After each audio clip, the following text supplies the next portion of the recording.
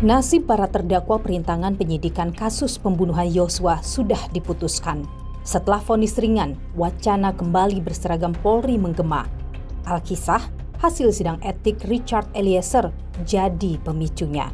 Keputusan Komisi Etik tidak memecat terpidana pembunuhan Yosua ini dianggap bisa jadi angin segar bagi para pelanggar etik kembali bertugas. Layakkah mereka mendapat kesempatan kedua? Saya akan mencari jawabnya.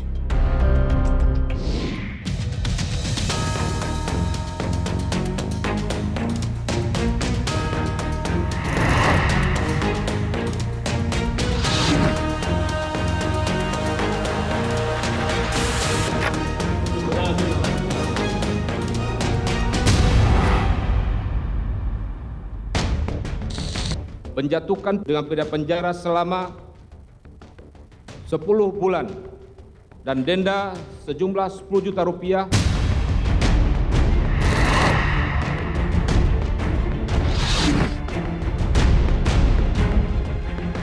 Sidang etik bagaimana Abang melihat? Berharapnya gimana Bang? Pengen tetap ya Bang? Optimis bisa ya Bang? Mbak Fitri masih ingin Irfan menjadi anggota Polri? Sejujurnya sih saya masih mau, Mbak. Tapi perasaan kecewa itu pasti ada.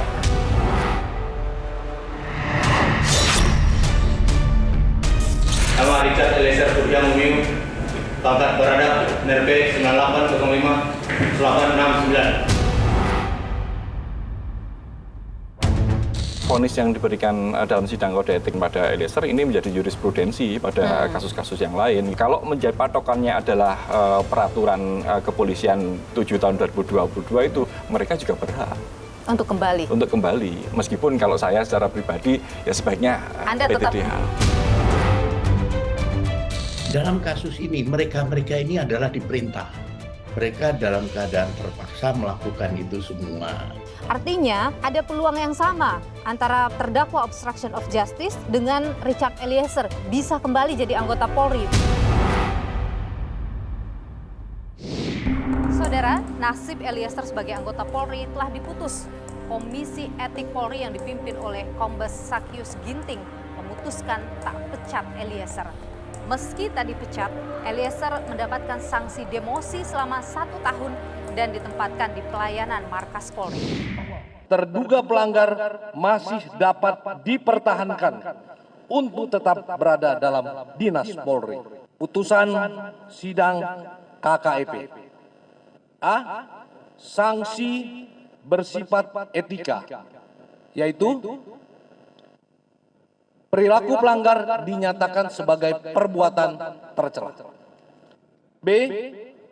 Kewajiban pelanggar meminta maaf secara lisan di hadapan sidang KKEP dan secara tertulis kepada pimpinan Polri. B. Sanksi administratif, yaitu mutasi bersifat demosi selama 1 tahun. Tak dipecatnya Eliezer menimbulkan kekecewaan orang tua Yosua. Ayah Yosua, Samuel Huta Barat, menyebut hal ini jadi contoh buruk. Tak hanya ayah Yosua, pengamat kepolisian Bambang Rukminto juga tak sepakat Eliezer tak dipecat. Menurutnya, ini bisa jadi presiden buruk bagi Polri ke depannya. Bagaimana saudara analisanya soal ini? Saya akan menemuinya untuk berbincang langsung terkait dengan hal ini. Tapi sebelum ke sana saudara, saya ingin mengajak Anda untuk melihat 2 peraturan yang saling bertentangan terkait dengan pemecatan anggota Polri yang tersangkut kasus pidana. Pertama adalah Peraturan Pemerintah Nomor 1 Tahun 2003. Disebutkan dalam Pasal 12, pemberhentian dengan tidak hormat dilakukan bila anggota Polri dipidana penjara tanpa menyebut batasan waktu. Jika PP ini yang digunakan sebagai dasar, maka kecil kemungkinan Hendra CS bisa kembali jadi anggota Polri. Adapun seharusnya Eliezer dipecat karena putusan 1,5 tahun penjara telah dinyatakan ingkrah.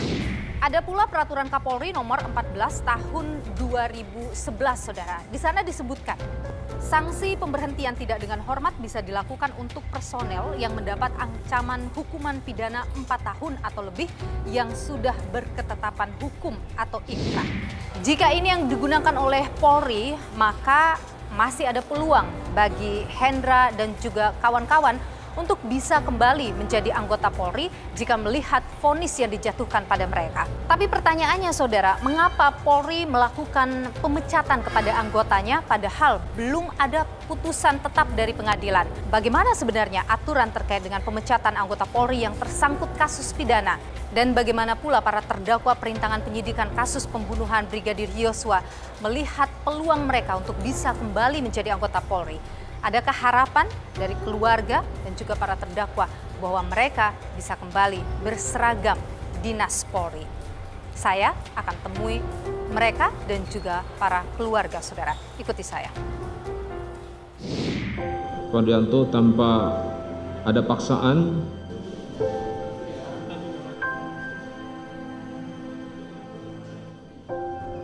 menjatuhkan pidana pada terdakwa Irfan Widianto SH SIK. Oleh karena itu, dengan pidana penjara selama 10 bulan dan denda sejumlah 10 juta rupiah.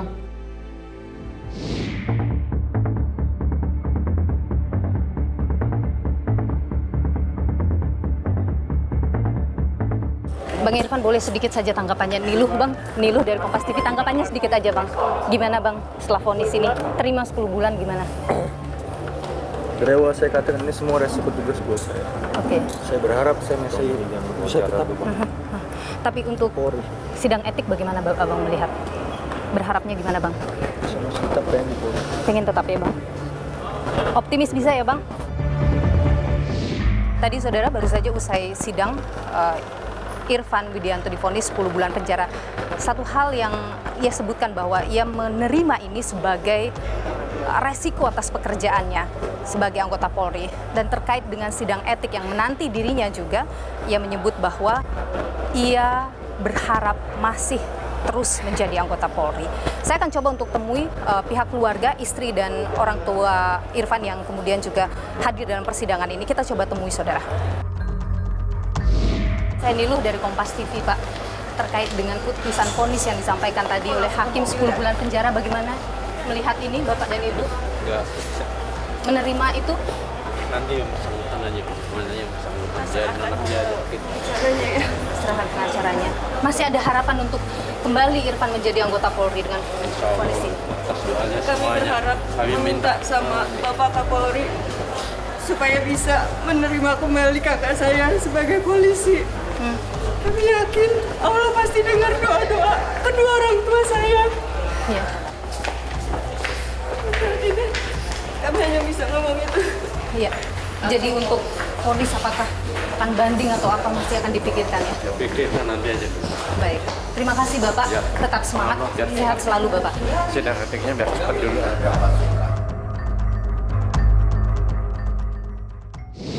Irfan Widianto menyebut bahwa apapun yang terjadi pada dirinya, ia anggap sebagai bagian dari resiko sebagai anggota Polri. Saya coba tanyakan ke kuasa hukum, bagaimana upaya hukum lanjutan setelah vonis 10 bulan penjara. Ada agak di sini. Bagaimana?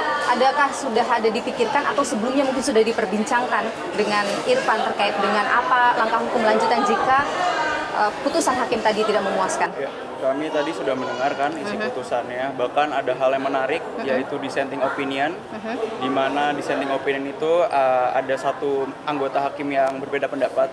Pendapat ini sangat menarik, kenapa? Karena dinyatakan di situ bahwa Irfan tidak memenuhi rumusan unsur pasal, yaitu unsur dengan sengaja, ya, dan juga unsur turut serta, dalam turut serta atau pasal penyertaan, pasal 55. Ya. Dan juga bahkan Irfan ini dapat dibenarkan dengan pasal 51, yaitu menjalankan perintah jabatan. Sehingga menurut kami sebetulnya putusannya sangat menarik, meskipun pada akhirnya klien kami divonis 10 bulan penjara.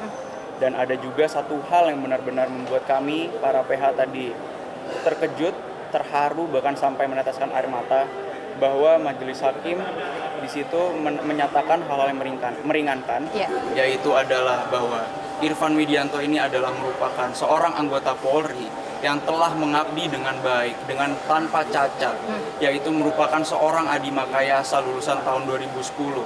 Majelis Hakim juga mengharapkan bahwa agar dapat terus melanjutkan pengabdiannya kepada Polri, sehingga tadi kami juga hanya sebentar berbicara dengan Irfan. Untuk upaya banding mungkin kami akan pikir-pikir terlebih dahulu karena kita juga masih punya waktu 7 hari, karena sebetulnya banding pun adalah hak dari terdakwa. Kami tidak memaksakan, kami akan memberikan waktu yang luang, memberikan ruang kepada Irfan untuk berpikir. Nanti dari kami juga mungkin masih berdiskusi lebih lanjut. Oke, terkait dengan hal yang disampaikan oleh hakim dalam pertimbangannya, ada yang Anda tidak sependapat dengan pertimbangan hakim? Pendengaran kami ada beberapa pertimbangan yang mungkin kami tidak sependapat karena apa yang kami sampaikan di pledoi itu berbeda pendapat dengan hakim. Tapi menurut Anda, hakim sudah cukup bijaksana tadi dengan vonis 10 bulan? Dengan vonis 10 bulan saya tidak mau mengomentari ya. Kami itu dibilang kecewa ya. Ada kecewanya. Kenapa? Karena kami benar-benar meyakini bahwa Irfan ini seharusnya bebas. Sebagaimana bisa ada dissenting opinion dalam perkara ini bahwa emang Irfan ini tidak memenuhi rumusan unsur pasal yang didakwakan. Dari pasal 33, unsur dengan sengaja tidak terbukti. Tadi juga sempat disinggung oleh majelis hakim bahwa unsur melakukan tindakan apapun sehingga mengakibatkan rusaknya sistem elektronik dan seterusnya itu tidak terbukti. Bahkan Irfan ini dapat dibenarkan menurut pasal 51 itu menjalankan perintah atasnya. Itu juga disebutkan oleh hakim tadi. Terima kasih Bung Aga, kuasa hukum pengacara dari Irfan Widianto, salah satu terdakwa perintangan penyidikan kasus pembunuhan Brigadir Yosua. Sehat selalu.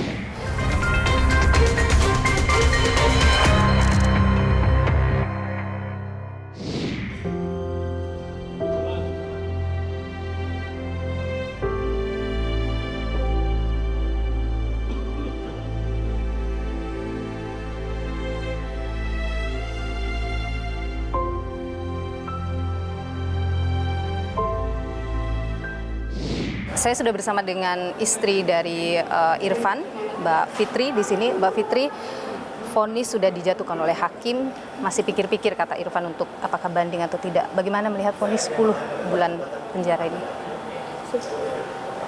Sebenarnya putusannya bagi kami keluarga itu kurang mencerminkan keadilan ya Mbak ya. Karena sebenarnya kan kata ahli-ahli semuanya Mas Irfan tidak bisa dijerat gitu ya. Dan tidak terbukti bersalah. Tapi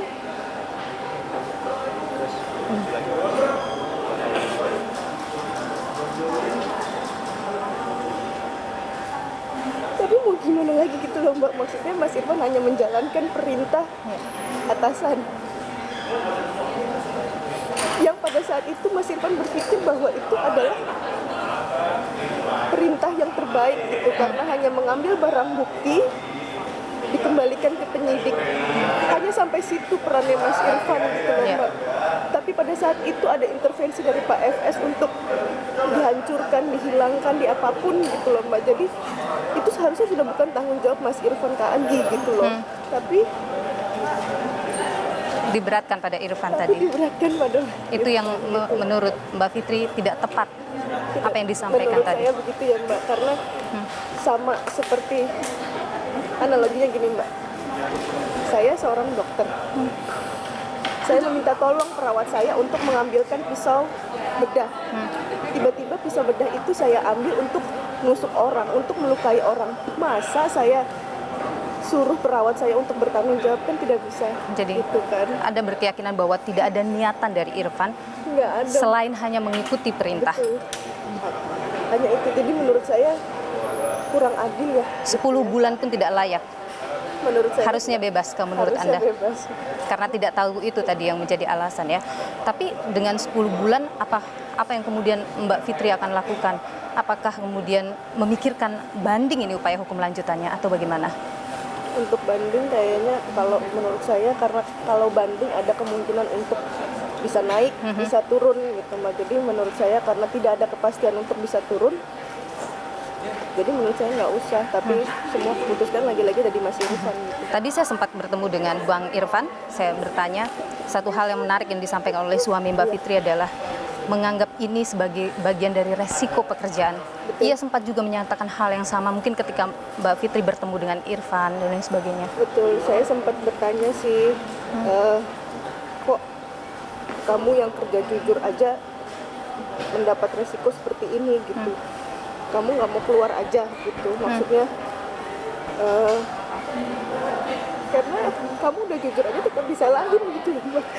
Jadi saya pikir udahlah gitu, tapi Mas Irfan bilang itu resiko pekerjaan dan semua pekerjaan punya resiko gitu loh Mbak. Jadi Ya. karena dia udah bilang begitu, dia bilang kamu harus kuat. Dia bilang gitu, karena aku pun udah kuat gitu. Dia bilang seperti itu ke Anda. Iya. Soal ini kan belum di sidang etik ya, tapi tentu sidang etik menunggu untuk Irfan. Mbak Fitri masih ingin Irfan menjadi anggota Polri? Sejujurnya sih saya masih mau Mbak, tapi perasaan kecewa itu pasti ada. Karena kan semua itu kan benar-benar hanya perintah dari atasan Mbak. Nggak mungkin atasan memerintah terus habis itu Mas Irfan bilang, ah nggak bang saya nggak mau, itu kan nggak mungkin gitu loh Mbak. Jadi saya berharap ia kembali jadi anggota Polri? berharap dia kembali dan tetap menjadi polisi jujur. Luar biasa Mbak Fitri. Ada hal yang ingin Mbak Fitri sampaikan kepada publik ini pertama kali Mbak Fitri bicara? Ada, saya pengen Pak Kapolri dengar, biarkan suami saya kembali bertugas karena dia adalah polisi jujur. Terima kasih Pak. Mbak Fitri, Irfan, terima kasih atas waktunya kepada program Niluh Kompas TV. Sehat selalu, tetap semangat Mbak Fitri. Tentu kejujuran Pak Irfan tetap harus dipertahankan dan dukungan Anda yang paling penting untuk menyemangatinya terus. Terima kasih Mbak Fitri, sehat selalu. Menjatuhkan pidana kepada terdakwa, oleh karena itu dengan pidana penjara selama 2 tahun.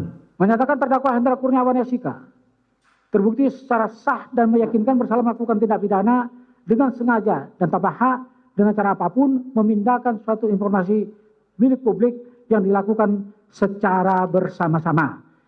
Menjatuhkan pidana kepada terdakwa Hendra Kurniawan SIK, oleh karena itu dengan pidana penjara selama 3 tahun. Setelah sidang etik dari Richard Eliezer yang ia kemudian tidak dipecat dari anggota Polri, ini membuka harapan bagi para terdakwa perintangan penyidikan kasus pembunuhan Brigadir Yosua untuk juga bisa kembali menjadi anggota Polri. Karena vonis yang diberikan juga kalau kita lihat pada Irfan Widianto misalnya, Arief Cahya ini di bawah 1 tahun. Apa sebenarnya aturan yang jelas terkait dengan pemecatan anggota Polri yang tersangkut kasus pidana? Kita perbincangkan hal ini bersama dengan Ketua Harian Kompolnas Irjen Pol Purnawirawan Beni Mamoto. Pak Beni, terima kasih sudah bersama Niluh, sehat selalu. Sehat selalu, terima kasih.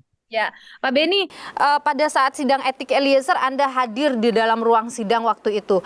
Apa sebenarnya hal-hal penting yang kemudian membuat Eliezer akhirnya diputus untuk tidak dipecat sebagai anggota Polri? Ya, pertama tentunya saya sampaikan bahwa dalam pelaksanaan sidang kode etik itu mendasari pada yang pertama peraturan pemerintah nomor 1 tahun 2003 tentang pemberhentian anggota Polri. Kemudian yang kedua Perpol nomor 7 tahun 2022 ya tentang kode etik profesi dan KKIP. Nah, dalam konteks sidang Eliezer kemarin saya mengikuti dari awal sampai akhir, dan di sana yang pertama adalah ketika penuntut menyampaikan tuntutan pada Eliezer, di sana disampaikan hal-hal yang dinilai melanggar kode etik. Tetapi juga disampaikan hal-hal yang menjadi pertimbangan yang meringankan. Akhirnya dari pihak penuntut mengajukan tuntutan 3 tahun demosi. Namun kemudian dari Majelis Sidang Kode Etik memutuskan 1 tahun demosi. Ini juga dengan pertimbangan hal-hal yang meringankan. Di antaranya adalah mengadopsi pertimbangan hakim di pengadilan pidana. Contoh, yang bersangkutan menjadi justice kolaborator. Ini menjadi penting. Kemudian kedua, dalam catatan tidak pernah terlibat pelanggaran kode etik, kemudian disiplin, maupun pidana. Kemudian ketiga, berlaku sopan dalam persidangan. Kemudian keluarga korban sudah memaafkan. Kemudian masalah prestasi dan sebagainya. Nah, melihat hal ini, kalau dikaitkan dengan para pelaku yang lain yang terlibat obstruction of justice, kita lihat dari Arifin, itu kena 6 bulan ya. 10 bulan, Pak. Arif 10 bulan, Irfan juga 10 bulan. Nah, ini saya melihatnya begini. Dalam kasus ini, mereka-mereka ini adalah diperintah. Ada masalah dengan psikohierarki. Mereka dalam keadaan terpaksa melakukan itu semua. Nah, di sisi lain kita lihat hakim mendudukkan Sambo dan istrinya pada posisi teratas dengan hukuman yang terberat, yaitu mati dan 20 tahun.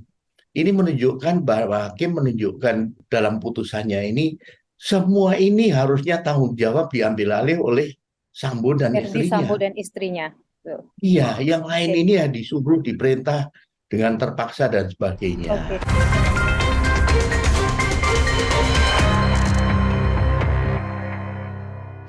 Karena dia kemudian menjalankan perintah begitu dalam melaksanakan apa yang kemudian didakwakan pada mereka, artinya ada peluang yang sama antara terdakwa obstruction of justice dengan Richard Eliezer bisa kembali jadi anggota Polri. Begitukah kira-kira Pak Beni? Ya, tanpa mendahului keputusan nanti, tetapi kita tentunya bisa melihat ya. Bisa melihat faktor-faktor apa yang meringankan, faktor-faktor apa yang kemudian menjadi pertimbangan nanti Majelis Kode Etik. Kita berharap ke sana tentunya, karena kami melihat para junior ini anak-anak yang potensial. Ya. Ada lulusan ada Irfan, Adi Makayasa 2010. Iya, betul. Kemudian juga prestasi mereka di tugas masing-masing juga bagus, sehingga masa depannya masih panjang. Masih bisa mengabdi, masih bisa memperbaiki diri, masih bisa berprestasi. Pak Beni, kalau kita bicara soal aturan yang digunakan oleh Polri sebenarnya dalam hal PTDH atau pemecatan atau sanksi kepada anggota Polri yang tersangkut pada kasus pidana, itu sebenarnya menggunakan aturan yang mana Pak Beni? Karena kalau misalnya kita lihat nih Pak Beni, ada PP, di mana PP itu bahwa semua yang tersangkut kasus pidana melakukan pelanggaran tidak disebutkan batas waktunya, berapa lama proses penahanan, dia harus di PTDH. Tapi ada juga Perkap nomor 14. Di situ ada soal batas waktu disebutkan kalau misalnya dia lebih dari 4 tahun ke atas begitu dan itu sudah dinyatakan inkrah, dia di PTDH. Ada juga Perpol yang baru juga. Nah, ini sebenarnya yang mana yang digunakan oleh Polri dalam hal PTDH? Ya, dalam kasus ini di persidangan Eliezer kemarin itu menggunakan dua. Satu PP nomor 1 tahun 2003, yang kedua Perpol nomor 7 tahun 2022. Perkap tidak digunakan lagi ya Pak Beni ya? Iya, ketika pembacaan tuntutan maupun putusan, rujukannya dua itu. Dan di sini yang perlu kami tegaskan adalah contoh ya, pasal 11, pasal 12, pasal 13 dari PP ya, anggota kepolisian yang diberhentikan tidak dengan hormat apabila melakukan tindak pidana, terpenuhi unsurnya ya, kemudian melakukan pelanggaran, meninggalkan tugas atau hal lain. Pasal 12, anggota Polri diberhentikan tidak dengan hormat dari dinas kepolisian apabila dipidana penjara berdasarkan putusan pengadilan yang telah mempunyai kekuatan hukum tetap. Eliezer terpenuhi dan menurut pertimbangan pejabat yang berwenang tidak dapat dipertahankan untuk tetap berada dalam dinas kepolisian. Pertimbangan pejabat yang berwenang inilah yang dilaksanakan di sidang kode etik. Oke, jadi tergantung masing-masing komisi etiknya begitu ya Pak Beni ya. Oke. Karena kalau misalnya dalam peraturan itu disebutkan harus ada sudah berkekuatan hukum tetap. Tapi kalau kita lihat dalam kasus misalnya terdakwa obstruction of justice belum ada kekuatan hukum yang tetap tapi PTDH sudah dilaksanakan lebih dulu pada Hendra dan kawan-kawan kecuali Irfan ya. Irfan sampai dengan hari ini belum dilakukan sidang etik. Bagaimana itu Pak Beni? Ya, ini tentunya situasi pada saat itu dilihat dari levelingnya ya. mereka adalah level-level yang tinggi, level-level yang seharusnya punya kalkulasi tersendiri dalam hal menyikapi perintah itu. Brigjen, Kombes ini kan harusnya lebih mampu dia menganalisis, lebih sensitif, lebih peka. Ketika ada perintah yang janggal, dia harusnya lebih kritis dibanding seorang Eliezer yang diperintah pimpinan yaitu dilaksanakan. Nah, itu satu. Kemudian kedua, toh mereka juga masih punya ruang untuk banding. Karena ada juga kan beberapa kasus misalnya di Polri yang kami catat Pak Beni yang juga melakukan pelanggaran tapi belum juga di sidang etik. Misalnya saja ada Napoleon, Prasetyo, itu sampai sekarang belum ada sidang etiknya. Kemudian kalau kita mundur lagi ada kasus Brotoseno misalnya, itu setelah selesai proses hukumnya, pidananya, baru kemudian ada sidang etik dan beberapa kasus yang lain. Artinya berbeda-beda, padahal mereka juga punya tingkat jabatan yang tinggi dan kepangkatan yang juga tinggi. Nah, ini sepertinya tidak ada rujukan yang jelas atau bagaimana sebenarnya Pak Beni? Betul, hal itu juga kami pertanyakan. Ini bagaimana? Ini kok sudah, ini kok belum, dan sebagainya. Ya. Secara aturan juga sebenarnya sudah jelas yang tadi Pak Beni jelaskan bahwa pidananya itu selesai, inkrah, kemudian baru etik dilakukan, kan begitu ya Pak Beni ya, secara aturan sebenarnya. Kalau menurut PP seperti itu bunyinya. Kalau begitu, sekarang ini yang sudah di PTDH, ketika kemudian ancaman hukumannya di bawah 4 tahun atau vonisnya di bawah 4 tahun dan itu inkrah, mungkinkah mereka diterima bandingnya dan kembali jadi anggota Polri? Itu semua kembali kepada pimpinan Polri ya, nanti ketika sudah proses banding berjalan, mungkin ada pertimbangan khusus, mungkin akan melihat setelah Sambo dihukum maksimal, artinya tanggung jawab ditarik ke atas, nah ini mungkin akan ada pertimbangan lain dari pimpinan Polri. Pak Beni, kalau ada komentar yang muncul juga bahwa ketika para pelanggar diterima lagi menjadi anggota Polri, itu akan jadi presiden buruk bagi Polri ke depannya. Kalau Anda sendiri sepakat dengan itu? Yang pertama, kita tentunya perlu menghormati putusan yang diambil ya, karena tentunya ketika memutus sudah mempertimbangkan banyak faktor. Yang sering dipertanyakan adalah bagaimana nanti ketika dia kembali ke Polri, penerimaan oleh sesama anggota itu bagaimana, kemudian ke depan seandainya ada yang melakukan pelanggaran namun sanksinya lebih berat, itu bagaimana. Jangan sampai kemudian ada yang merasa wah ini tidak adil, kenapa si A bisa PPDH, si B tidak, padahal kasusnya setara lah. Pak Beni, apa yang bisa jadi catatan bagi Polri setelah kasus Verdi Sambo ini? Menurut saya perlu penjabaran dalam hal implementasi Perpol. Ketika anggota menerima perintah yang melanggar norma hukum, itu wajib menolak. Setelah wajib menolak, mereka wajib melaporkan ke atasan pemberi perintah. Pertanyaannya, ini bagaimana mekanismenya, bagaimana perlindungannya, sehingga betul-betul yang melapor itu nanti merasa nyaman dan tenang. Kalau ini bisa berjalan, saya yakin akan jauh lebih baik kondisinya.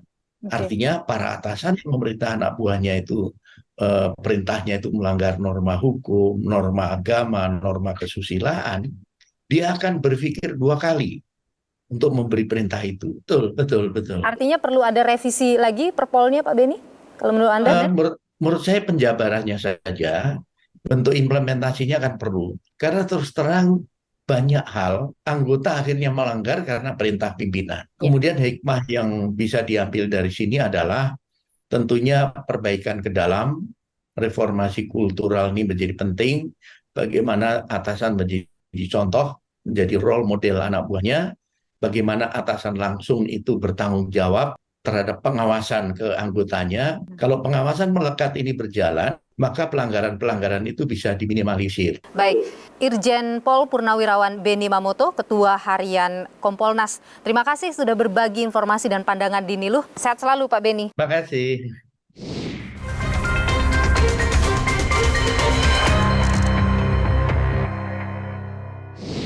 Nama Richard Eliezer Surya Mumiu, pangkat Barada. Terduga pelanggar masih dapat dipertahankan untuk tetap berada dalam dinas Polri. Menjatuhkan dengan pidana penjara selama 10 bulan. Pengen tetap ya, Bang?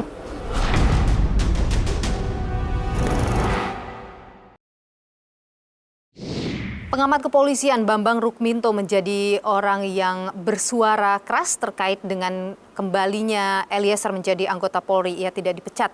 Dan Bambang Rukminto menyebut ini akan menjadi presiden buruk bagi Polri ke depannya. Apa analisanya soal ini? Saya sudah bersama dengan Bambang Rukminto, pengamat kepolisian. Pak Bambang, terima kasih sudah bersama Niluh. Anda tidak sependapat kalau pelanggar itu kembali lagi jadi anggota Polri. Alasan Anda jadi presiden buruk, apa analisa Anda? Ya, ini kan dalam rangka membangun organisasi Polri yang lebih baik, lebih profesional, dengan kultur yang ketat, kultur yang baik, gitu, dengan tegas melaksanakan etika kelembagaan, etika masyarakat. Makanya ketika kemudian seorang narapidana ini kembali menjadi anggota kepolisian, etik profesi polisi ini saya pertanyakan. Tapi kalau misalnya kita lihat dalam kasus Eliezer, dia menjalankan perintah, artinya yang dia lakukan bukan atas kehendaknya sendiri. Tetapi ini kan tetap saja menghilangkan nyawa seseorang, dan kejujurannya, keberaniannya itu sudah diapresiasi dengan memberikan vonis 1,5 tahun. Tetapi ini terkait dengan organisasi kepolisian, ini harus dibedakan gitu loh. Tapi begini, kalau kita lihat dalam pertimbangan itu kan bahwa Eliezer masih muda, belum pernah melakukan pelanggaran, kesalahan, kemudian mempertimbangkan juga soal karirnya. Artinya begini, Polri ingin memberi kesempatan kedua pada orang yang mengaku ia bersalah. Bagaimana Anda melihat itu? Ya, saya melihat bahwa itu adalah sikap permisif, toleran. Itu bukan hal yang positif Anda lihat? Saya melihat ya ini organisasi besar, lembaga negara, lembaga penegak hukum yang harusnya lebih ketat, lebih tegas terkait penegakan hukum di internalnya. Bukankah ini jadi hal yang positif? Publik kemudian menilai kejujuran itu masih ada nilainya.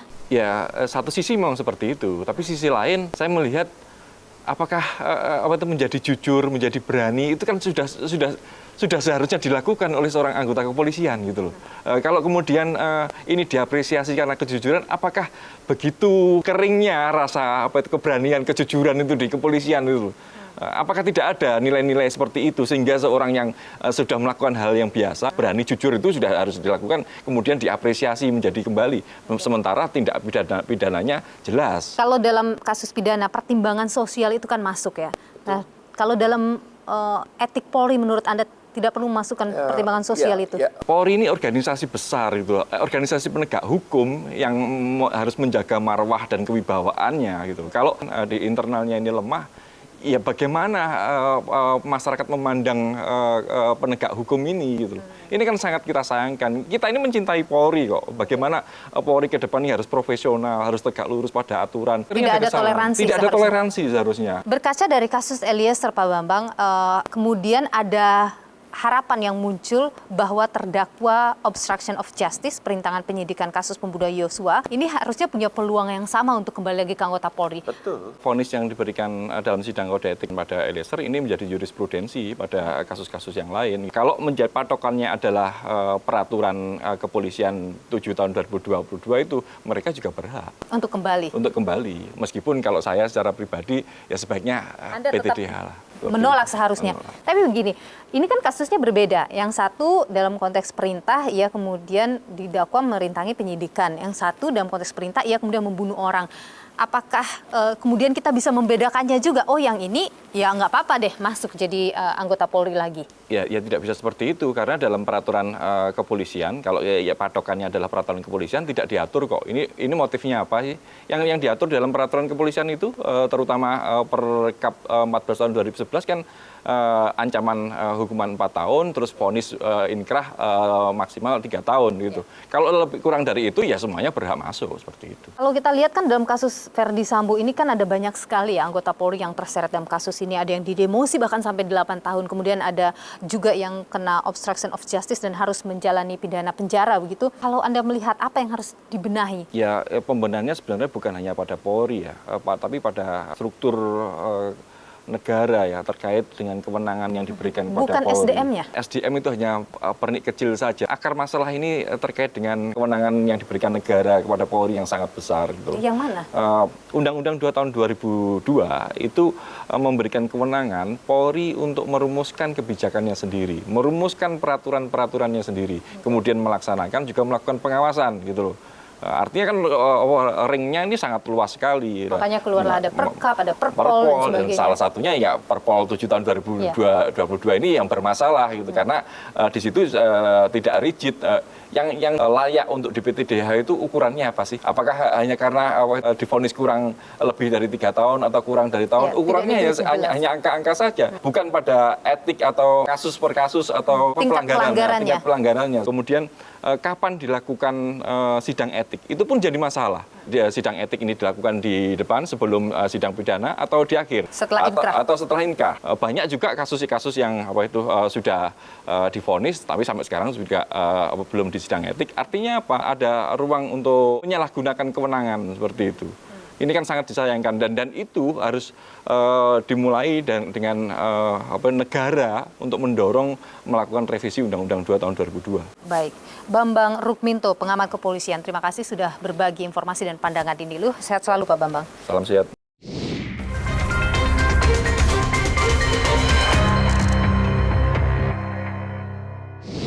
Nama Richard Eliezer Surya Mumiu, pangkat berada.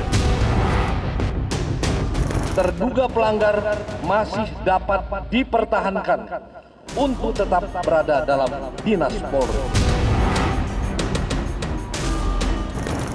Menjatuhkan dengan pidana penjara selama 10 bulan.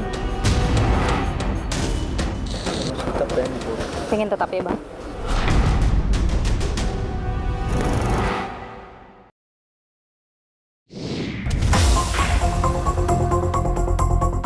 Akhir manis bagi Richard Eliezer.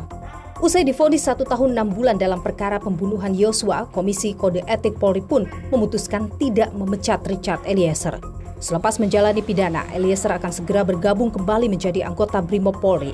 Keputusan ini timbulkan pro dan kontra. Apalagi masih tersisa anak buah Sambo yang tengah mengadu nasib di meja hijau.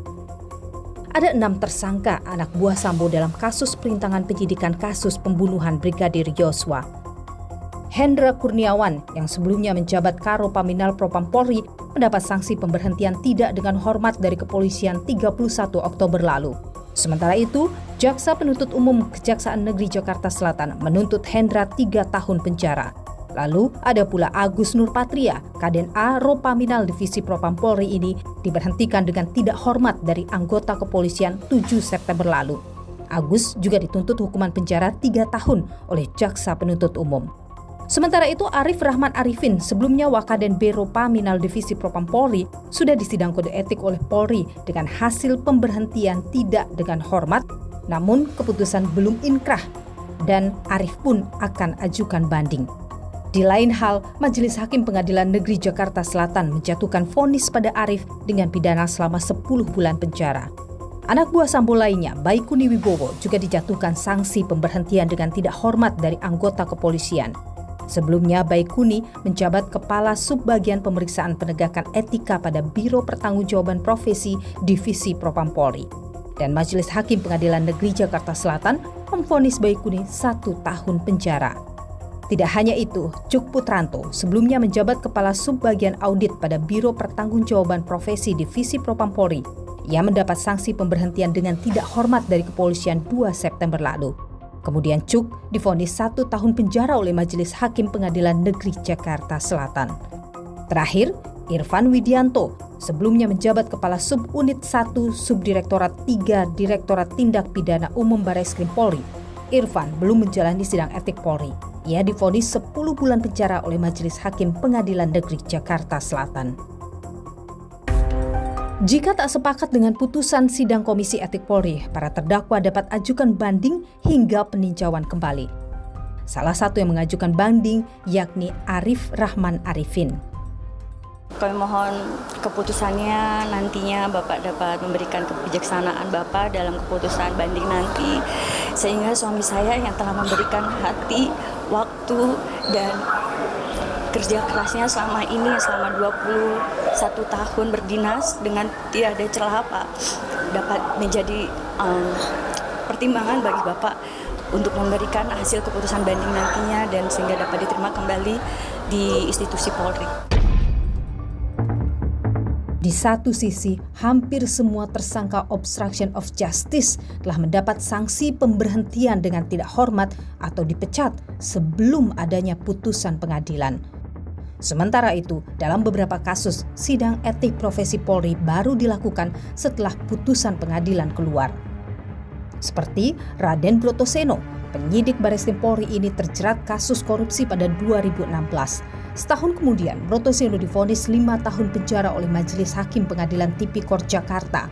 Namun hingga 2022, Brotoseno tak kunjung dipecat lantaran dinilai berprestasi selama jadi anggota Polri. Keputusan ini menuai kritik hingga akhirnya Brotoseno dipecat dari anggota kepolisian 8 Juli 2022 lalu. Lain halnya dengan Abdul Waris Baresti. Pama pelayanan markas Polda Gorontalo ini tertangkap mengonsumsi narkoba di tahun 2019. Ia telah mendapat vonis 5 tahun penjara. Ia dipecat secara tidak hormat pada akhir Januari tahun ini. Selain itu, ada Edwin Hatorangan Haryanja, mantan Kapolres Bandara Soekarno-Hatta, telah dipecat secara tidak terhormat 31 Agustus lalu. Lantaran Edwin diduga menerima uang hampir mencapai 3,4 miliar rupiah dari Kepala Satuan Reserse Narkoba atas penanganan kasus besar. Sementara itu, di balik jeruji besi ada anggota Polri yang hingga kini belum menjalani sidang etik profesi Polri. Sejak diundur September tahun lalu, sidang etik profesi Polri Kepala Divisi Hubungan Internasional Bareskrim, Napoleon Bonaparte, belum juga berjalan. Diketahui Napoleon dinyatakan bersalah lantaran menerima suap penghapusan nama terpidana korupsi Cesi Bank Bali, Joko Chandra, dalam daftar red notice. Ia divonis 4 tahun penjara dan denda 100 juta rupiah.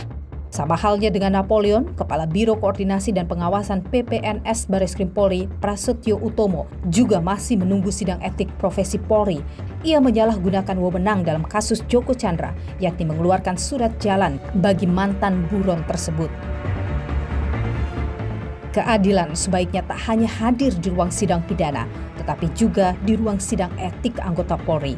Sebagai institusi penegak hukum, kebijaksanaan Polri menyikapi kasus yang tengah mendera anak buahnya akan menjadi tolak ukur publik terhadap integritas Korps Bayangkara. Kecintaan pada institusi Polri hendaknya ditujukan lewat kepatuhan pada nilai institusi. Pandai memilah mana perintah atasan yang layak dilaksanakan, bukan berasas asal bos senang. Karena menjadi abdi negara berarti mengabdi pada kebenaran yang bermuara keadilan untuk masyarakat. Kesempatan kedua bagi pencoreng institusi mungkin saja layak diberi. Namun sekali lagi, ini harus jadi pelajaran besar bagi insan Polri. Saya, Niluh Puspa, sampai jumpa.